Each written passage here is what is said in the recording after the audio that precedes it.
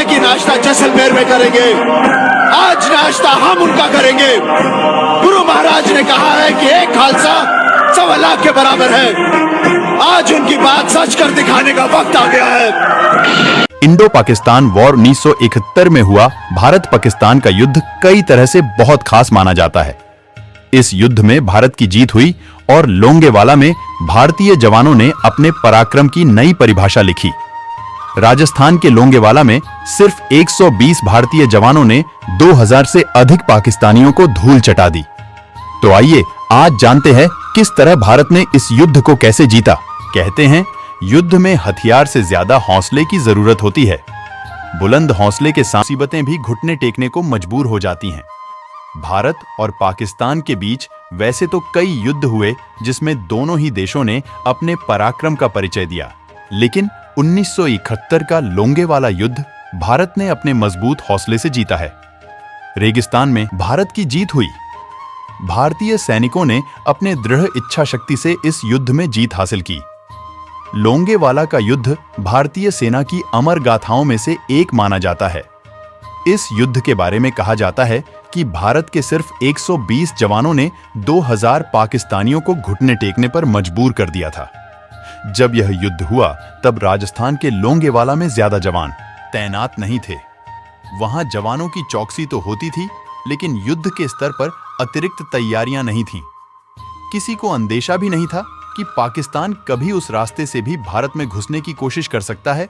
लेकिन पाकिस्तान ने एक गलती की, और वह गलती थी अपने दुश्मन को कमजोर मानने की। भारत के मात्र 120 जवान थे और पाकिस्तान के 2000 जवान, लेकिन भारत के इन जवानों ने पाकिस्तान के 2000 जवानों को धूल चटा दी थी। पाकिस्तान ने जब भारत के जवानों की बहादुरी देखी तब उनको एहसास हुआ कि उन्होंने क्या भूल की।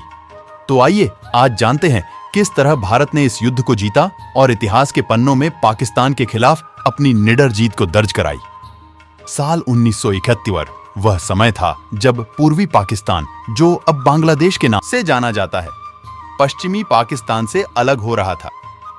पूर्वी पाकिस्तान का इस तरह अलग होना तत्कालीन पाकिस्तान के राष्ट्रपति याह्या खान को मंजूर नहीं थी। भारतीय सरकार और उसकी सेना पूर्वी पाकिस्तान की इसमें मदद कर रही थी।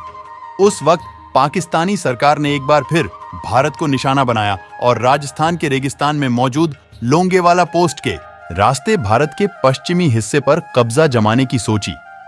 पाकिस्तान ने भारत में 2000 सैनिकों के अलावा 40 से 45 टैंक, एक फील्ड रेजिमेंट और 2 आर्टिलरी बैटरी लोंगेवाला को निशाना बनाते हुए लेकर आए।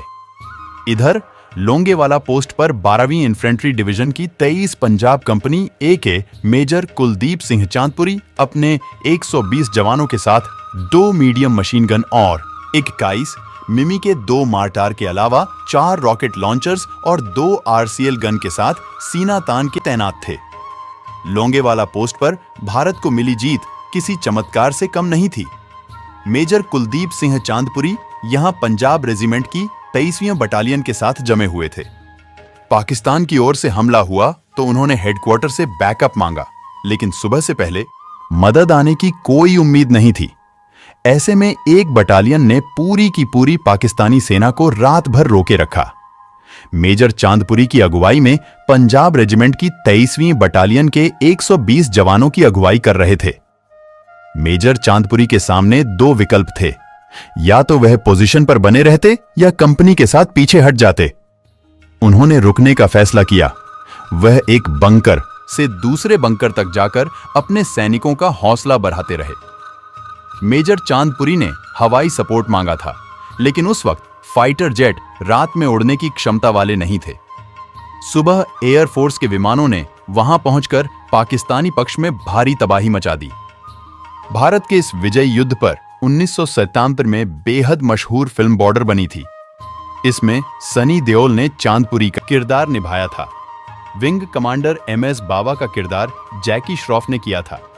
BSF के असिस्टेंट कमांडेंट बने थे सुनील शेट्टी और अक्षय खन्ना ने निभाया था धर्मवीर भान का किरदार निभाया। तो मित्रों, ये थी लोंगेवाला युद्ध के रणबांकुरों की, जिनकी वजह से ये देश सुरक्षित है। ऐसे वीर सपूतों को ये देश नमन करता है। दोस्तों, कमेंट बॉक्स में जय हिंद